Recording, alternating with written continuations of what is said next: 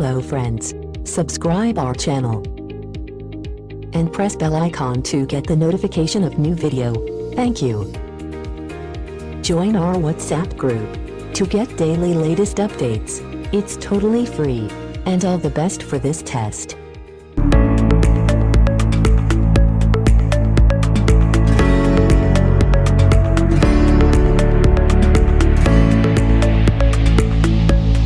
The test is in 4-part, Part 1, Part 2, Part 3, and Part 4. Now look at Part 1.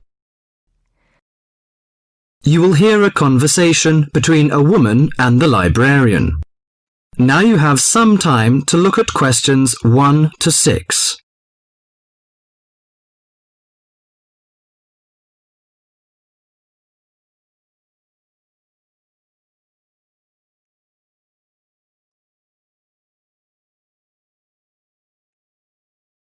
Now listen to the talk and answer the questions 1 to 6. Good morning. Good morning. Can I help you? Yes, I'd like to join the library. We're new to the district, you see. Certainly. Well, all we need is some sort of identification with your name and address on it. Oh dear. We just moved, you see, and everything has my old address. A driving license, perhaps? No, I don't drive. Your husband's would do. Yes, but his license will still have the old address on it. Perhaps you have a letter addressed to you at your new house. No, I'm afraid not. We've only been there a few days, you see, and no one's written to us yet. What about your bank book? That's just the same. Oh dear, and I did want to get some books out this weekend. We're going on holiday to relax after the move, you see, and I wanted to take something with me to read. Well, I'm sorry, but we can't possibly issue tickets without some form of identification. What about your passport? What? Oh yes, how silly of me. I've just got a new one, and it does have our new address. I've just been to book our air ticket, so I have it on me. Well, that's all right. Your ticket will be ready soon. Okay, how many books am I allowed to take out? You can take 4 books out at a time, and you can also get 2 tickets to take out 3 magazines or periodicals. Newspapers, I'm afraid, can't be taken out. Oh, that's fine. Do you have a record library? Some libraries do, I know. Yes, we do. You have to pay a deposit of $5 in case you damage them, but that entitles you to take out 2 records at a time. That's good. Could you show me where your history and biography sections are, please? Yes, just over there to your right. If there's any particular book you want, you can look it up in the catalogue, which you'll find just around the corner. You can also find a touchscreen information service on level 2. Thank you. Oh, and how long am I allowed to keep the books for?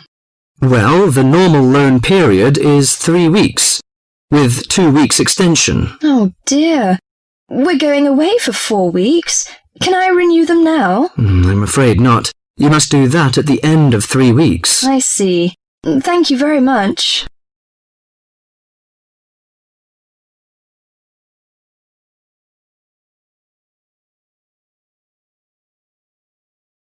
Before the talk continues, you have some time to look at questions 7 to 10.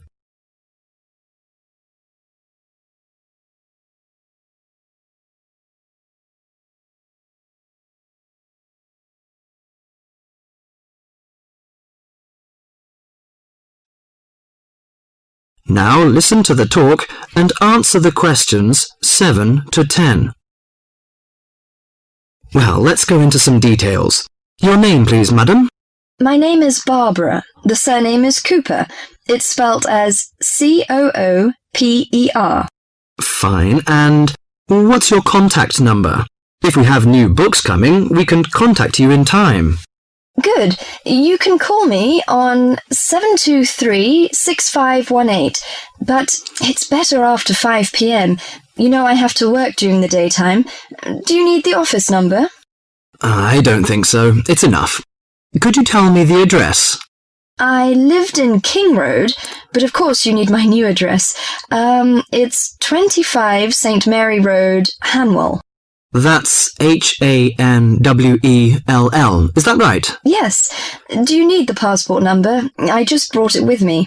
Here you are. Yes, thank you. The number of your passport is G5798-0942. OK, and your ticket is ready. The number is M930123. Thank you. Could I take a look around and check out some books? Of course, as you like.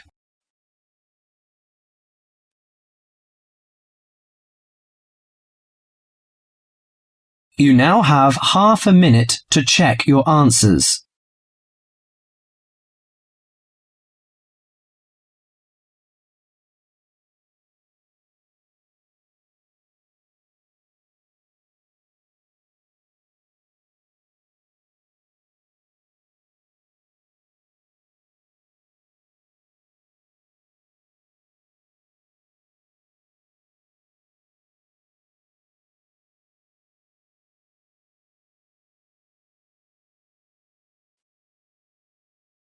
Now turns to part 2. You'll hear an introduction on cheese making. You have half a minute to read the questions 11 to 20 first.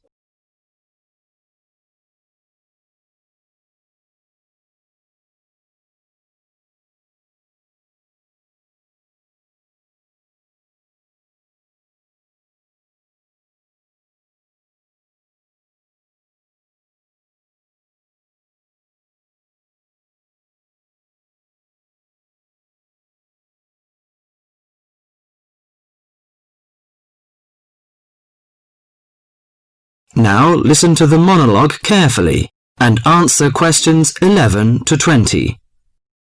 Cheese is one of those foods that we tend to take for granted as always having been with us, and it's odd to think that someone somewhere must have discovered the process to make cheeses. That takes place today. In the studio to tell us all about it is Monica Maxwell. Today, we all know that the process of making cheeses takes place when microorganisms get into milk and bring about changes in its physical and biochemical structure. Well, obviously, we don't know who discovered the process, but it's thought that it came from Southwest Asia about 8,000 years ago. In the early time, there were mainly two types of cheeses. One of them was rather tasteless and bland, in the case of the so-called fresh cheeses, which are eaten immediately after the milk has coagulated. And another one was rough-tasting and salty, in the case of the ripened cheeses, which are made by adding salt to the soft fresh cheese and allowing other biochemical processes to continue so that a stronger taste and a more solid texture resulted. The ancient Romans changed all that. They were great pioneers in the art of cheese making, and the different varieties of cheese they invented and the techniques for producing them spread with them to the countries they invaded. This spread of new techniques took place between about 60 BC and 300 AD. You can still trace their influence in the English word cheese, which comes ultimately from the Latin word Caseus, that's C-A-S-E-U-S.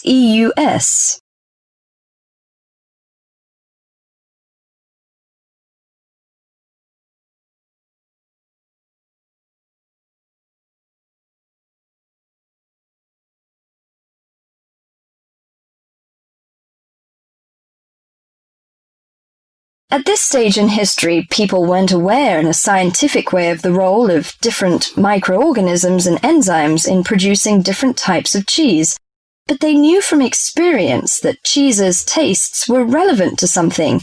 If you kept your milk or your pre-cheese mixture at a certain temperature or in a certain environment, things would turn out in a certain way.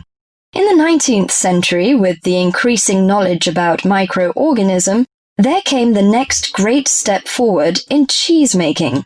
Once it was known exactly which microorganism was involved in the different stages of producing a cheese and how the presence of different microorganisms affected the taste, it was possible to introduce them deliberately and to industrialize the process. Nowadays, cheese is made on a large scale in factories, although the small producer working from his dairy farm continued to exist and still exists today. Cheesemaking moved very much into the world of technology and industrial processes, although because the aim is still to produce something that people like to eat, there's still an important role for human judgment. People still go round tasting the young cheese at different stages to see how it's getting on, and may add a bit of this or that to improve the final taste. Whatever the scale of production, there is still room for the development of art alongside the technology.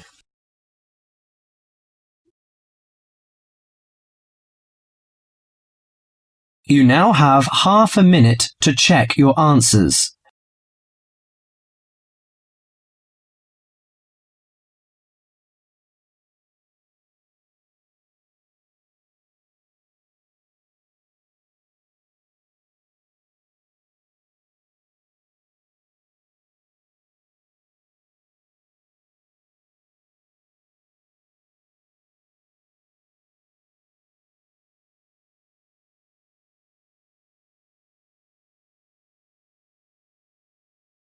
Now turns to part 3. You will hear a conversation between John Watson and several environmental science students. Now you have half a minute to read the questions 21 to 30.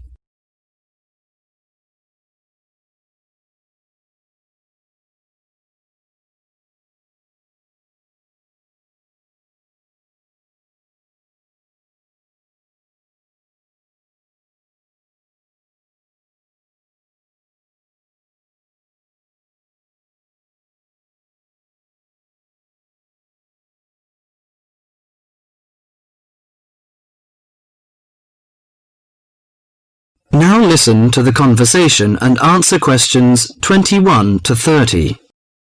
Good morning, everyone. I'd like to introduce our guest to you, John Watson. We're delighted to have John with us today to share his views on conservation. As environmental science students, I know you'll have a lot of questions. So let's kick off by asking him to tell us how he got involved in the environmental movement. Thank you, Deborah. It's nice to be here. When I was 7 years old, back in the 1940s, my father bought 200 acres of land on the central coast of New South Wales in eastern Australia. The marvellous thing about it was that it was virgin bush. In other words, completely natural. But this kind of country doesn't exist anymore. Oh, what do you mean by that? Well, let me explain. We went to live there when I was 10. When I was 12, the foxes and cats appeared, and by the time I was 14, there were no native animals left. You mean that within 4 years, all the native animals had gone? That's exactly what I mean. But it took a while for people to realise what was going on. So, you're saying that it was the cat and the fox that killed off the native animals? Absolutely right. But back in the 1970s, people didn't realise it. Even though Australia was losing wildlife faster than the rest of the world combined, people were blaming the farmers and miners, but not their lovely little pussycats. They're domestic cats you're talking about? Exactly.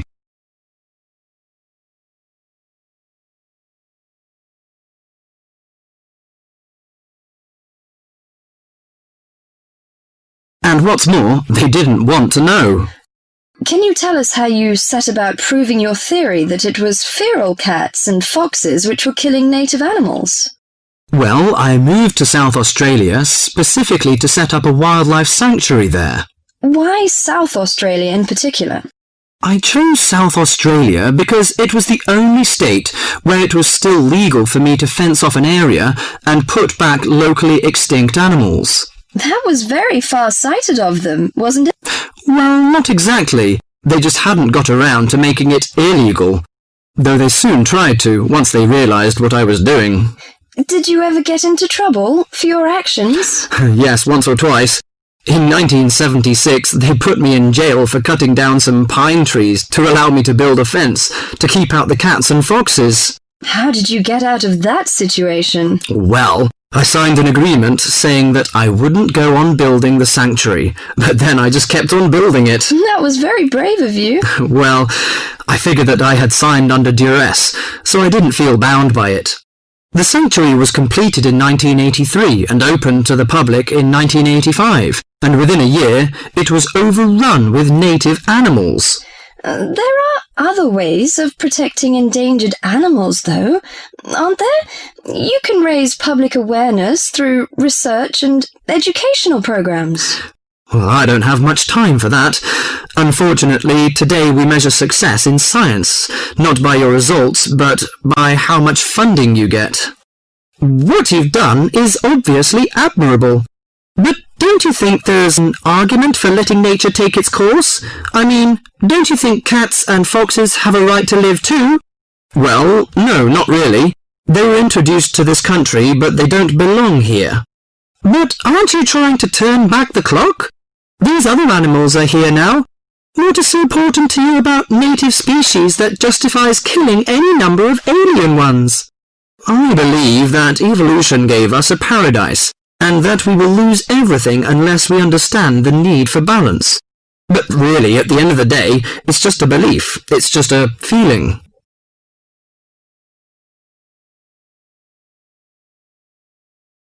You now have half a minute to check your answers.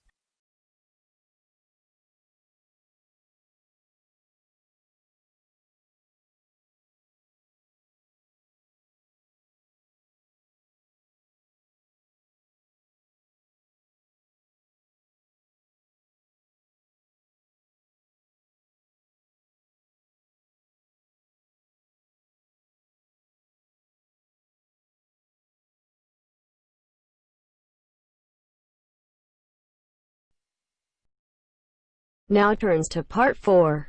You will hear a lecture on the research on teen brain. Now you have half a minute to read the questions 31 to 40.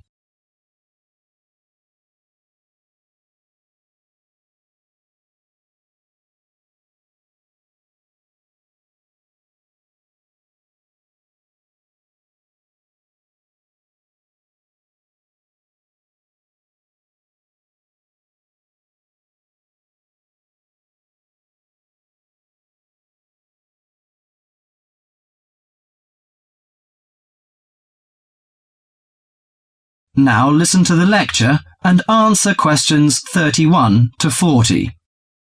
Today our guest is Joseph Parks, Medical Director for the Botany Department of Mental Health. He's going to give a lecture about the research on teenage brain.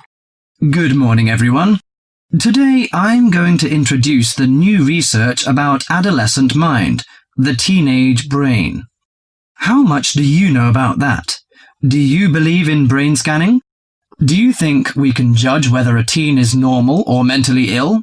Or it's just another immature test? The new research shows a teen brain is in the middle of disordered changes. Those changes, scientists now believe, are so significant that they may reveal the mysteries of mental illness, explaining why some teens commit suicide, why others harm their classmates, and why some emerge later in life with mental disorders. The research looks forward to a day when teens could be tested for suicidal depression as easily as they are for heart disease. But there are signs that society and parents in particular would reject such a tool. Many parents question the validity of a mental health diagnosis. They fear that their children will be falsely tagged with a mark that he or she is abnormal. At the center of the debate is the teen brain, its confusing architecture, and the difficult question of what's typical in a teen and what's not. Under the old thinking, the adolescent brain was fully formed, needing only to be filled with facts, figures, and experiences to become an adult mind. At the same time, many people rejected the idea that young people were even capable of developing mental illnesses. However, the new research shows a teenage brain is an organ in transition. It has an unstable and vulnerable composition. The evolving teenage brain clearly isn't adult-like until the early 20s.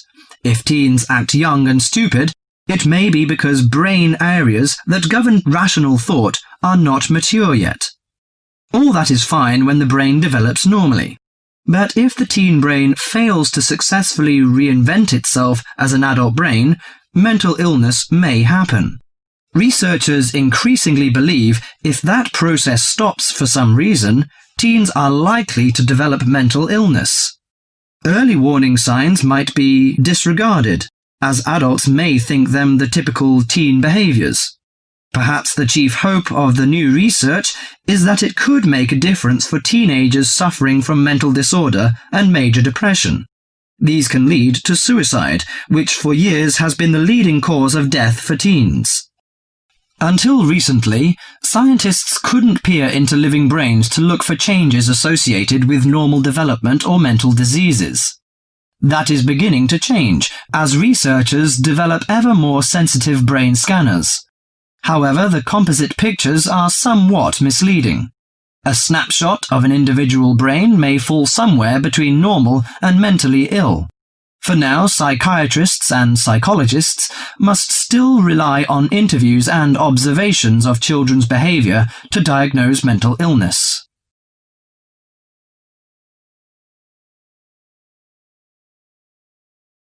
You now have half a minute to check your answers.